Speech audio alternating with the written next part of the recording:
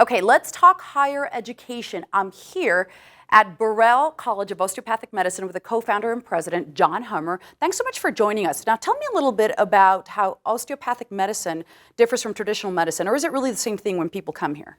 Well, thank you, Patricia, for having this interview. The difference, we get asked that question a lot. I'm sure, yeah. The difference between osteopathic medicine and allopathic, the MD profession versus the DO profession, very similar. We're a four-year medical school, just like the MD medical schools are. Our graduates are licensed to practice medicine in all 50 states once they graduate, and they go to the same residencies that the MD students go to, be it family practice, pediatrics, general surgery, the whole gamut of surgeries they will apply and go to after they graduate.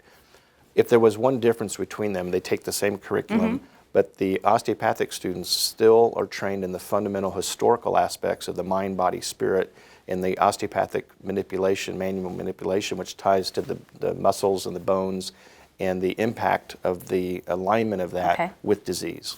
So it is a traditional medical school of sorts, and you accept students here after they complete their four-year bachelor's degree. Tell me about that.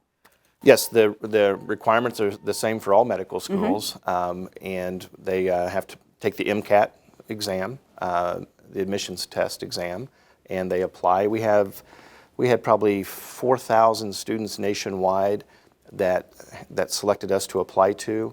Through that, we brought 800 on campus to interview for 162 students per class, and our first class will graduate in May of 2020, which we're very excited about that. Very, very exciting. And then from here, your students, once they finish, they can go do a residency or a specialty anywhere and everywhere. Talk about some of the schools or the places that they'll be going and focusing on. Yes, and that's the next step for our first class when they graduate. And we would want them to ideally select residencies in New Mexico and in West Texas, El Paso in the West Texas area, Albuquerque, and here in Las Cruces as well.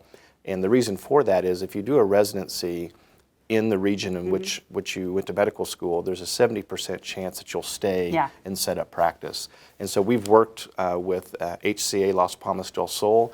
They have new residencies. Mountain View Regional Medical Center here in Las Cruces, Memorial Medical Center in Albuquerque, obviously. And we also have a presence in Tucson as well. And we're a regional medical school that really focuses on the West Texas, El Paso area, state of New Mexico, and southern Arizona. And focuses on issues that are really unique to this area as well, regional. Now you're here on NMSU property, sort of next door for those that don't know Burrell is, and you touched a little bit on it, but how you work with the community really to bring more healthcare options.